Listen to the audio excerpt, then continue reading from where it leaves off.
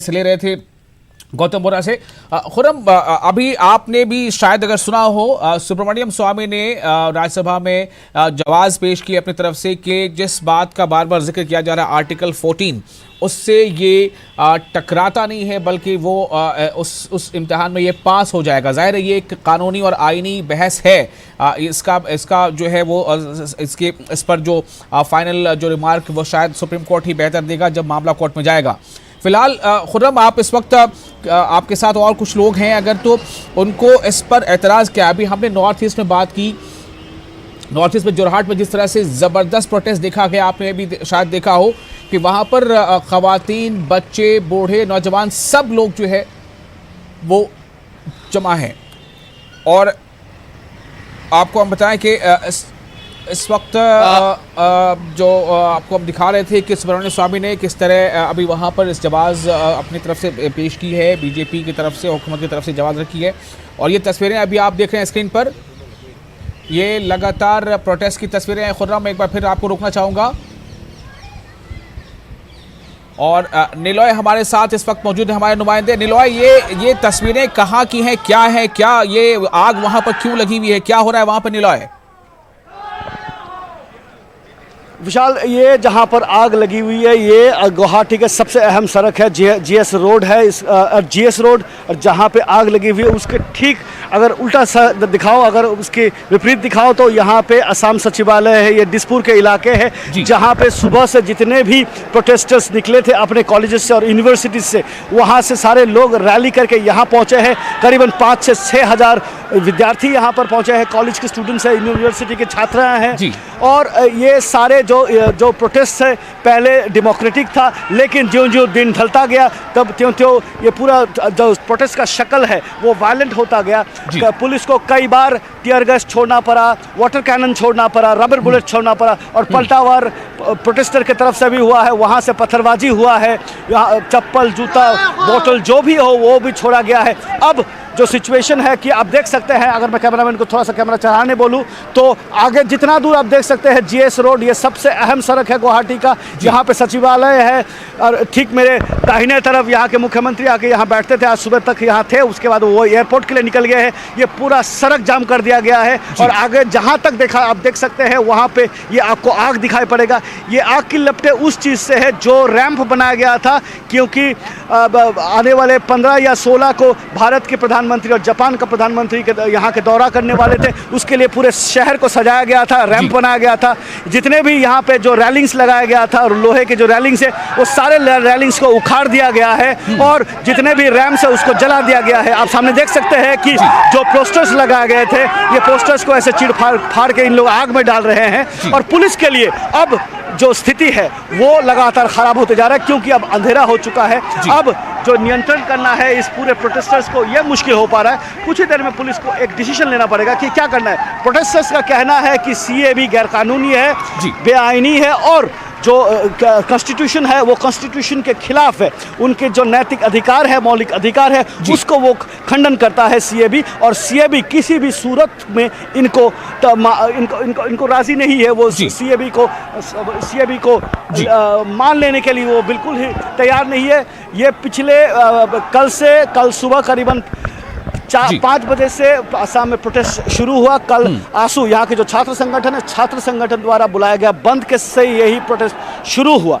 लेकिन आज सुबह से जो प्रोटेस्ट है इसके पीछे कोई संगठन नहीं है, कोई राजनीतिक दल नहीं है। जितने भी आप प्रोटेस्टर्स देख रहे हैं वो प्रोटेस्टर्स खुद से निकल के आए हैं। और इसीलिए ये प्रोटेस्ट का शक्ल जो है, इस शक्ल का जो अंदाज़ा है, यहाँ के जो सुरक्षा कर्मी है वो लगा नहीं पा रहे हैं। यहाँ पे पुलिस कमिश्नर आए हुए हैं, जॉइंट कमिश्नर आए हुए हैं, जो पुलिस के आले अधिकारी है वो है। अगर मैं आपको दाहिने तरफ दिखाऊं, ये दाहिने तरफ आप देख सकते हैं जनता भवन या असम के सेक्रेटेरिएट है। सेक्रेटेरिएट के अंदर जो कर्मचारी थे वो अंदर से नारा लगा रहे थे छुट्टी के बाद, और बाहर में प्रोटेस्टर्स ऐसे नारा लगा रहे थे। और मैं अगर 2 कदम आगे जाऊं, ये जो आपने बात कही है बहुत मीनिंगफुल है, और इसके क्या माने निकाले जाएं मैं अपने नाज़रीन को फिर से बताऊं कि आप देखिए निलॉय अभी क्या कह रहे हैं कि जो सचिवालय है, सेक्रेटेरिएट है वजीर आला का दिसपुर में गुवाहाटी के पास, वहां जब छुट्टियां हो गई तो छुट्टियों के बाद जब दफ्तर से जो एम्प्लॉय बाहर निकले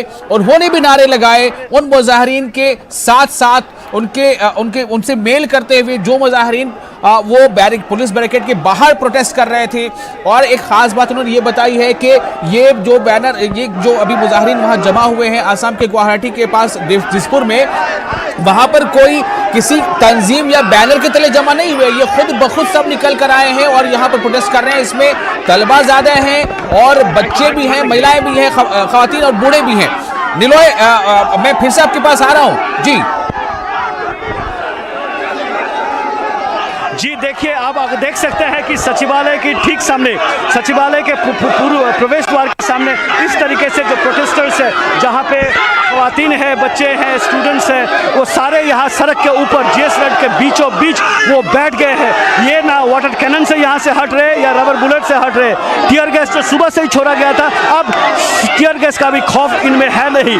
इनका कहना है कि असम से जो सीएबी है उसको हटाना चाहिए, किसी भी सूरत में सीएबी को यहाँ पे लागू नहीं करना चाहिए। और दूसरी बात है कि ये किसी भी सूरत में जो इलीगल या अनैतिक जो घुसपैठिया है, घुसपैठियों को यहाँ पे शामिल करने के लिए, या बांग्लादेश से कोई हिंदू आ जाए 71 के बाद, उनको अपना बनाने के लिए वो कतई राजी नहीं है। और उसी सेंटिमेंट्स का ये एक आक्रोश है जो यहाँ पे प्रदर्शित हो रहा है। क्या ये प्रोटेस्टर्स में से कुछ लोग न्यूज़ 18 में अपनी बातें रखना चाहेंगे? जी बिल्कुल बिल्कुल बिल्कुल बिल्कुल बिल्कुल रखना चाहेंगे। खुदूने की बात है, हिंदी खुदिया सु जय प्रोटेस्ट जो आप कर रहे हैं, लगातार सुबह से प्रोटेस्ट है, आप कॉलेज छोड़ के यहाँ पे आए हुए हैं, अब रात हो चुका है, प्रोटेस्ट कब तक चलेगा और क्यों चलेगा? देखिए, हम लोगों का कल एग्जाम है, हम गौतम विश्वविद्यालय से हैं, हमारा कल एग्जाम है, सेमेस्टर एग्जाम। हम उसको छोड़ के भी हम लोग आज रास्ते पे बैठे हैं, just because of this bill, just because we don't want this bill. The whole Assam, the entire Assam does not want this bill. We oppose CAB, whole Assam opposes CAB. और जब तक हमें रिटर्न नहीं मिलेगा कि कैप कैंसिल नहीं हुआ है, तब तक हम लोग यहाँ पर रहेंगे। राज्यसभा में डिस्कशन हो रही है कैब को लेकर, रिटर्न आपको कौन देगा, कौन आके आपको या थोड़ी देर बाद या थोड़ी देर पहले ऐसा आया था, ऐसा संदेश आया था कि कैब कैंसिल हो गया है, and we were very happy. But हम लोगों को पता चला कि निलॉय, किसने इनको ये संदेश दिया था? बड़ा सवाल है निलॉय, ये संदेश किसने भेजा था? आपको ये संदेश किसने दिया था कि कैब खारिज कर दिया गया? ये संदेश देखिए, यहाँ पे बहुत सारे लोग हैं, आ गया कहीं से, हम लोगों ने सुना, उसके बाद वी आर वेरी हैप्पी। लेकिन हम लोगों को चाहिए, बाकी जो भी हो, हम लोगों को ये कैब नहीं चाहिए, हम लोगों को सिटीजनशिप अमेंडमेंट बिल नहीं चाहिए। हम लोग किसी विदेशी को असम के अंदर निलॉय, होम मिनिस्टर ने पार्लियामेंट में कहा है कि असम के लोगों को चिंता करने की बात नहीं है, उनके तमाम तरह के जो रिजर्वेशन उनका पूरा ख्याल रखा गया है। जी, होम मिनिस्टर ने कहा है कि असम के लोगों को चिंता करने की जरूरत नहीं है, असम के लोगों का जो समस्या है, जो चिंताएं हैं, उसका ख्याल रखा गया है।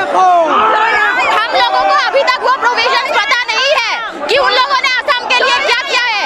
असम के खुद के मुख्यमंत्री, खुद के जो मिनिस्टर्स हैं, उन लोगों ने असम को धोखा दिया है। और हम लोग नहीं चाहते कि ऐसे सरकार हमारे साथ रहे। हम लोग बीजेपी सरकार को इसलिए रिक्वेस्ट कर रहे थे, लेकिन अभी हम रास्ते पर आ गए हैं, just because we don't want this bill. हमें ये बिल नहीं चाहिए, हम लोग विदेशी को हम लोग अपने जगह नहीं रख सकते।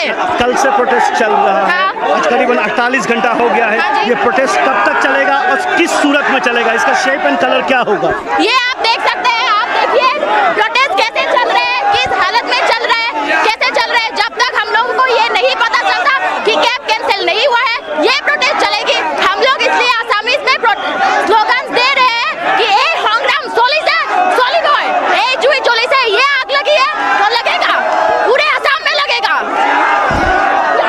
जी, आप समझ सकते हैं कि लोगों को का मन में किस तरीके से आक्रोश है कि कल एग्जाम है। Cotton university, one of the deemed university of the country, वहाँ के विद्यार्थी कल उनका सेमेस्टर एग्जाम है, वो परवाह नहीं कर रहे कि कल एग्जाम देना है, कल एग्जाम में बैठना है। हालांकि आज भी एग्जाम था, आज का एग्जाम पोस्टपोन कर दिया गया है।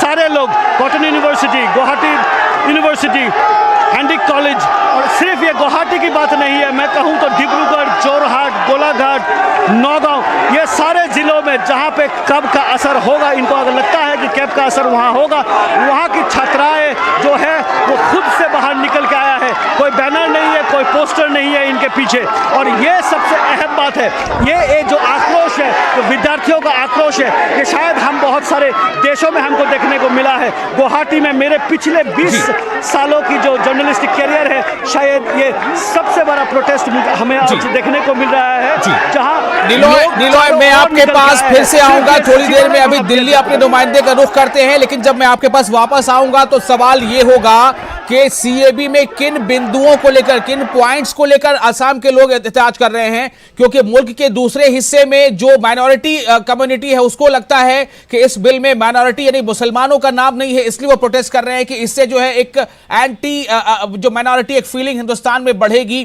क्या इस बात को लेकर असम के लोग क्या सोचते हैं, उनके प्रोटेस्ट का मेन पॉइंट क्या है, मैं इस सवाल का जवाब से ढूंढूंगा। फिलहाल रुख करते हैं दिल्ली का।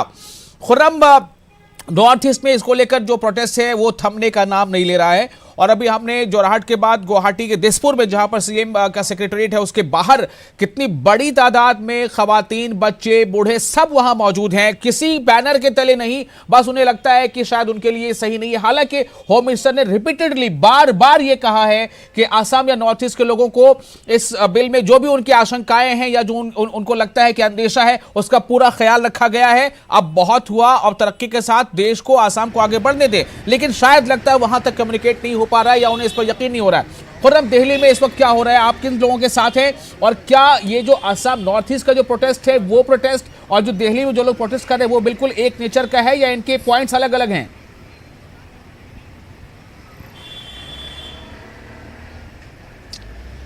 देखिए, असम में क्योंकि डेमोग्राफी का मामला है, असम के लोग अपनी डेमोग्राफी को लेकर के काफ़ी ज़्यादा फिक्रमंद और तशवीश में हैं, इसलिए वहाँ पर एनआरसी हो चुका है। 19 लाख लोगों को एनआरसी से बाहर किया जा चुका है। वहाँ के अलग मसाइल हैं, और कहना चाहिए कि वहाँ पर डेमोग्राफी का जो मसला है, आबादी का जो मसला है, वो ज़्यादा जो है तशवीशनाक है, और आम लोगों तक अमित शाह वज़ीर दाखिला ये बात पहुँचाने में ऐसा लगता है पूरे तौर से नाकाम हो रहे हैं। यही वजह है कि इतना बड़ा प्रोटेस्ट वहाँ पर हो रहा है। लेकिन मैं दिल्ली में हूँ, और यहाँ पर अभी कांग्रेस पार्टी ने तकरीबन 5000 लोगों के साथ 3 बजे के करीब यहाँ पर प्रोटेस्ट किया था। उनके जो कारकुनान हैं उनको मैंने अपने साथ रोक कर रखा है। अगर हम बात करें, दिल्ली जो राजधानी है, इक़्तिदार की राजधानी है, अगर वहाँ पर देखा जाए तो अब जो सवाल है वो जेडीयू, शिवसेना और इस जैसी जो सेकुलर माइंडेड पार्टियां हैं जिन्होंने लोकसभा में इस पूरे बिल की हिमायत की है, क्या वो इस बिल की हिमायत अभी तो थोड़ी देर के बाद 7-8 बजे के करीब जिस तरह से वोटिंग होने वाली है उसमें होगी, क्या अमेंडमेंट आएंगे, ये एक बड़ा सवाल है। मेरे साथ कांग्रेस के कारकुनान मौजूद हैं, मैं इनसे वो बिंदु पूछ लेता हूँ। जिस तरह से कई सेकुलर पार्टियों ने इस मामले में हिमायत की है इस पूरे बिल की, उसको लेकर के आप लोग क्या सोचते हैं? देखिए, सरासर जो है देश की आवाम को धोखा दे रहे हैं, खास करके माइनॉरिटी में मुसलमानों को धोखा दे रहे हैं। जब इन्हें वोट चाहिए होता है तो ये सेक्युलरिज्म की पगड़ी ओढ़ के हम लोग के बीच में आ जाते हैं, और जब मुसलमान इनको जिता के भेज देता है तो ये वापस अपना असली रंग दिखाने लगते हैं और मुसलमानों की पीठ पे छुरा भोंक देते हैं। ये जो हमारे देश की गंगा जमनी तहजीब है, जिसको कांग्रेस ने हमेशा संभाल के रखा है, लेके चली है, आज उसको इन्होंने खतरे में डाल दिया है। और उसकी खासकर की वजह सिर्फ यही है, एक तो बिहार में चुनाव आने वाले हैं, इसलिए नीतीश कुमार और चिराग पासवान जो है बीजेपी के प्रेशर में आकर के ये काम कर रहे हैं। दूसरा, मैं सबसे बड़ी बात आपके चैनल के माध्यम से कहना चाहूँगा कि जो हमारी देश की अर्थव्यवस्था है वो एकदम चरमरा चुकी है, टूट चुकी है, कोई एम्प्लॉयमेंट नहीं है युवाओं के लिए। उस सब को छुपाने के लिए ये बिल लेके आए हैं, ताकि देश की आवाम जो है वो हिंदू, मुसलमान, सिख, ईसाई में बढ़िया आपस में एक दूसरे के साथ लड़ती रहे और इनसे कोई सवाल ना करे कि युवा बेरोजगार क्यों हो गया है। कानून व्यवस्था जो है देश की एकदम चरमरा चुकी है। ये जो सवाल है इस बिल को लेकर के, कांग्रेस पार्टी लगातार इसको असंवैधानिक भी बता रही है, लेकिन जो इस बिल को लेकर के जो अहम सवाल है किस चीज़ में बदलाव चाहते हैं आप लोग? जो सेकुलर पार्टियां हैं, बहुत सारी सेकुलर पार्टियां हैं, वो क्यों इसके सपोर्ट में खड़ी हो गई हैं? हम लोग तो सिर्फ ये चाहते हैं कि सिर्फ ये जो इन्होंने हिंदू मुसलमान करके मुसलमानों को सिर्फ इससे बाहर किया है, इस बिल से बाहर किया है, सबके साथ एक जैसा सलूक हो, सब एक जैसे रहें जैसे पहले रहते आ रहे हैं, और अपने सत्ता के लिए ये आवाम को बांटे नहीं बिल्कुल भी, नहीं तो इसका अंजाम बहुत बुरा होगा। शिवसेना जो जिसकी कांग्रेस के साथ सरकार भी है महाराष्ट्र में, उसने भी सपोर्ट किया, हालांकि कांग्रेस ने नाराज़गी जताई है। तो आप लोग क्या चाहते हैं? देखिए, जो हमारे देश के गृह मंत्री हैं अमित शाह जी, वो आज की डेट में पार्लियामेंट के अंदर बात करते हैं भाई ये नागरिक संशोधन बिल के बारे में। उसमें नागरिक संशोधन बिल के अंदर ये बात नहीं करते हैं वो कि वो सभी कास्टिज़म की बात करते हैं, मगर उसके अंदर उनके भाषणों में कभी भी सुन लीजिएगा वो ये बात करते ही नहीं है कि मोमडनों को भी, मुसलमानों को भी इसके अंदर हम अंतर्गत लाएंगे। उनके शब्दों में नहीं होता है, वो इसको इतना ज़्यादा एक मैसेज देते हैं कि हाँ भी ये जो हम लोग जो भी कुछ कर रहे हैं वो एक डिक्टेटरशिप तरीके से करके, और हम एक मैसेज दे रहे हैं कि लोगों को, युवाओं को एक तरीके से भड़का रहे हैं इस मामले में कि हम लोग हिंदुत्व के मुद्दे पे एक साथ इकट्ठे हुए हैं, मगर ऐसा कुछ भी नहीं है। क्या हिंदुत्व और हिंदू इस चीज़ का नाम है या कुछ और चीज़ है? नहीं, हिंदू का मतलब तो एक ही है, सब लोगों को इकट्ठा करना। हिंदू ये नहीं है, कभी हिंदू ने कभी ये कहा है कि हाँ भाई मुसलमान हो या कोई और जात का, किसी भी जात से आता हो, किसी भी धर्म से आता हो, कि हाँ भाई हम उसको अपने पास नहीं बिठाएंगे। इन लोगों ने तो इन लोगों को ऐसे दूर कर दिया है, मोमडन भाइयों को, जैसे कि इन लोगों के जिनके मुंह से पार्लियामेंट में सब जात, सभी कास्ट नाम तो लेते हैं। अभी कल मैं गृह मंत्री, क्या नाम, हमारे देश के रक्षा मंत्री जी का फ्लाइट के अंदर वो इंटरव्यू दे रहे थे आज तक वाले भैया को, तो उसमें यही कह रहे थे। उन्होंने कहा, एक मुंह से एक बार कह तो दिया कि मोमडन मुसलमान को भी, मगर उसके बाद में उन्होंने करेक्शन कर दी इस बात के लिए कि हाँ नहीं, हम लोग और बाकी हो जात, फिर वापसी उन्होंने अपनी इस चीज़ को लिया कि हम लोग सभी के लिए हैं। मगर ये मेरा एक सवाल ये है कि बहुत सारी जो सेकुलर पार्टियां हैं, एक बात यहाँ पर सवाल बहुत अहम ये जरा पूछिएगा कि एनआरसी या कैब के बहाने एनआरसी कहा जा रहा है कि ये एक ही सिक्के के दो रुख हैं, दो पहलू हैं, एनआरसी और कैब, और इसमें नागरिकता पर सवाल उठाया जा रहा है। क्या नागरिकता एक नागरिक को साबित करना है, या फिर ये सरकार का काम है कि वो ढूंढे कौन जो है वो गैर नागरिक है, या कौन गलती से यहाँ या गलत तरीके से आ चुका है। ये एक नागरिक क्यों ये साबित करे कि वो नागरिक है? अगर ये कैब और एनआरसी मिला जुला है तो फिर ये समस्या तो सबके साथ होगी। सवाल ये उठ रहा है कि ये किसी खास कम्युनिटी के खिलाफ नहीं है, ये अगर है तो यहाँ मुल्क के गरीबों के खिलाफ है, आदिवासियों के खिलाफ है, जो लैंडलेस लोग हैं उनके खिलाफ है, या उन इलाकों में जो लोग रहते हैं जहाँ हर साल सैलाब से तबाही आती है, उनके डॉक्यूमेंट्स, उनके सामान बह जाते हैं, उनके खिलाफ है।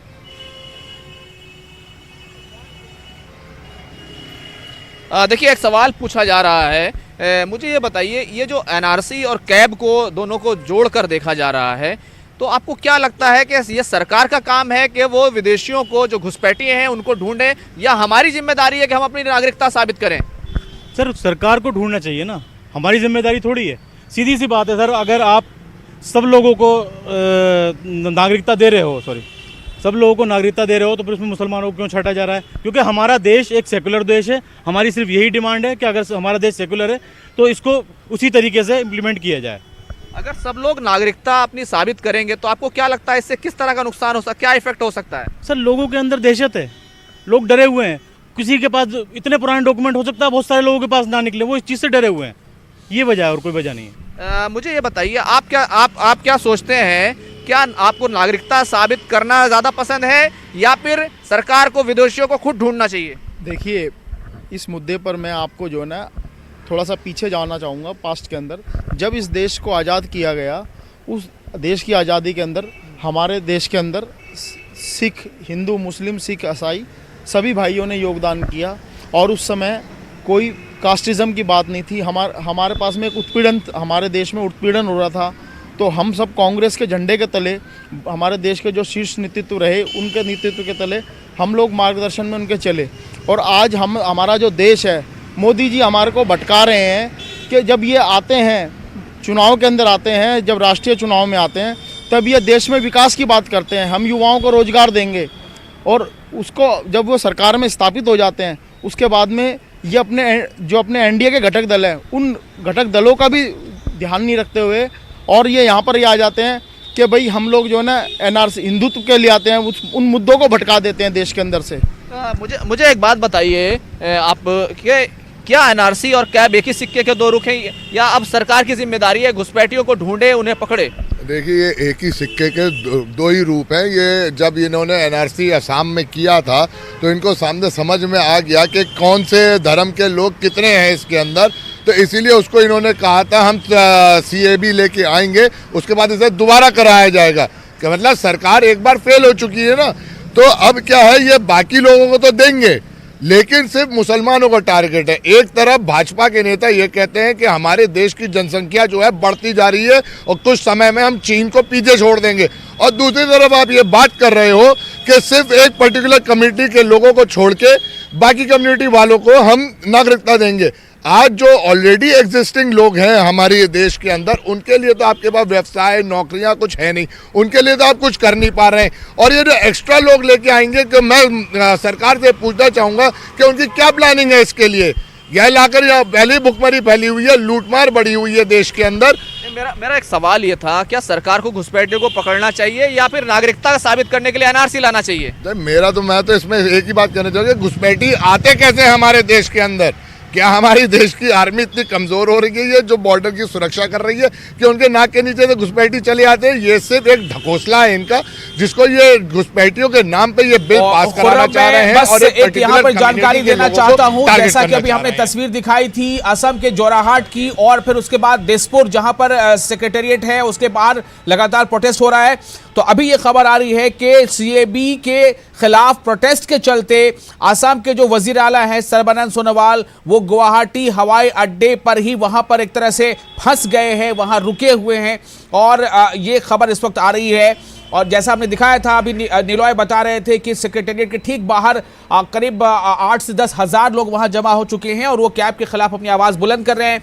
और इसी बीच खबर आ रही है कि असम के जो वजीर आला हैं सर्बानंद सोनोवाल, वो असम में वहां गुवाहाटी एयरपोर्ट के पास ही वो मूव नहीं कर पा रहे हैं, वहां पर फंस से गए हैं, ऐसी कुछ खबरें हैं। खुर्रम जी, आप बात कर रहे थे।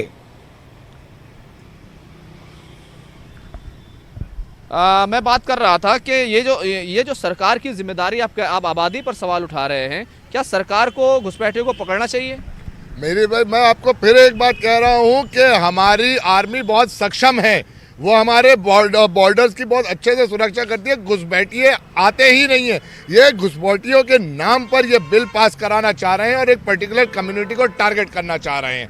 मैं फिर आपसे ये बात करूं, घुसपैठिए कहाँ हैं? या तो ये हमारी केंद्र सरकार ये बोले कि हमारी आर्मी जो है वो हमारे बॉर्डर्स की सही से सुरक्षा नहीं कर पा रही है। घुसपैठिए तो बॉर्डर से ही घुसेंगे, कहीं और से तो घुसपैठिए आएंगे, तो घुसपैठिए आ कहाँ से रहे हैं? पहले ये भी तो क्लियर कर दें मोदी जी हमारे बैठ के पार्लियामेंट में। आप क्या कहेंगे, नागरिकता हमें साबित करना चाहिए एनआरसी लाने के लिए, या फिर सरकार को कदम उठाना चाहिए? घुसपैठिए अभी बोला इन्होंने, सरकार को कदम उठाना चाहिए और ये काम सरकार की है, लेकिन पर्टिकुलरली एक ही पार्टी को टारगेट किया जा रहा है, मुसलमान को, और कुछ करने की इनके पास क्षमता है नहीं। वोट के नाम पे बस ये वोट चाहिए इनको, कैसे भी चाहिए। लेकिन जब एनआरसी आएगा तो सभी लोग उसमें आएंगे ना, उसमें सभी लोगों को परेशानी होने वाली है। अभी हमने असम में जिस तरह से देखा है कि 19 लाख लोग फंसे हैं, तो उसमें तो हिंदू मुसलमान सारे ही लोग हैं, गरीब लोग ज़्यादा हैं। नहीं, गरीब लोग ज़्यादा है, हिंदू मुसलमान सारे हैं। हमारा तो हिंदुस्तान यह सोने की चिड़िया थी, अब ये मिट्टी का पुतला रह गया है। इससे पहले कभी किसी सरकार ने इस तरह की राजनीति नहीं की, ये दुनिया जान रही है इस चीज़ को। आप बताइए, जिस तरह से एनआरसी अगर होगा, कैब आएगा, तो लेकिन एनआरसी में तो सभी लोग आएंगे। देखिए सर, एनआरसी में सब लोग आएंगे, ये ठीक है कि कहाँ तक ये जायज़ है नाजायज़ है, ये सरकार को देखना है। मगर उसके अलावा भी जो देश के अंदर आज जो वातावरण है, वो वातावरण इस तरीके से हुआ है कि आज की डेट में अभी 3-4 स्टेटों के अंदर बीजेपी को नुकसान हुआ है। और आज इनका मुद्दा जो है, जो लोगों के दिमागों में था कि हाँ भी हमने धारा 370 हटानी है, वो मुद्दा हट करके उसके बाद में उन्होंने रिजल्ट देखा कि हाँ भी अभी फिर महाराष्ट्र में इनको इतना बेनिफिट नहीं हुआ और स्टेटों में इनको बेनिफिट नहीं हुआ, तो अब इन्होंने जो आज के जो देश के अंदर 85% युवा हैं, खाली युवा का जो माइंड है उसको ब्रेन वॉश किस तरीके से किया जाए कि हाँ भी ये इन लोगों को ये समझा दिया जाए कि हम आपके जो है ना हिंदुत्व के ऐसा मुद्दे पे, या युवा एक ऐसा एक समझे कि एक वो पढ़ा लिखा इंसान है जिसको एक आज सोशल मीडिया के थ्रू उसको आज हमारे जो चैनलों पे जो चल रहा है वो एक ही मुद्दा चल रहा है, एनआरसी में क्या है, हिंदू मुस्लिम। यार यही प्रॉब्लम यही तो क्रिएट हो रही है कि आप हिंदू मुस्लिम का मुद्दा क्यों ले रहे हो। और भी देश के अंदर और भी अच्छे अच्छे मुद्दे हैं जिनको आपको इम्प्लीमेंट करने चाहिए थे, जैसे देश के अंदर स्वास्थ्य सेवाएं हैं उनको भी करिए, और भी काम है। खाली एक मुद्दा ही बना करके चलना है कि हाँ भी मुस्लिम को ही टारगेट करेंगे। जितना ये मुस्लिम को टारगेट करेंगे, मैसेज देंगे जनता के अंदर कि हम तो ये काम कर रहे हैं कि हम मुस्लिम को इसको दबा रहे हैं हम लोग। एक मुस्लिम जो है देश के अंदर जो है वो एक दहशत में है इस समय कि हम लोग कहाँ जाएं, क्योंकि देश तो विशाल ये सारे लोग ये चाहते हैं कि देश के जो असली मुद्दे हैं, बेरोजगारी का मुद्दा है, सेहत का मुद्दा है, उस पर बात होनी चाहिए। जी, और मैं इसी के साथ यहाँ पे एक ब्रेक लेना चाहूंगा खुर्रम। ब्रेक के बाद हम फिर अपने नाज़रीन से मिलेंगे और आपको बताएंगे कि क्या इस वक्त अपडेट है और राज्यसभा में बिल को लेकर ये बहस मुबाहिसा कहां तक पहुंचा है। फिलहाल छोटा सा ब्रेक, जल्द हाजिर होते हैं।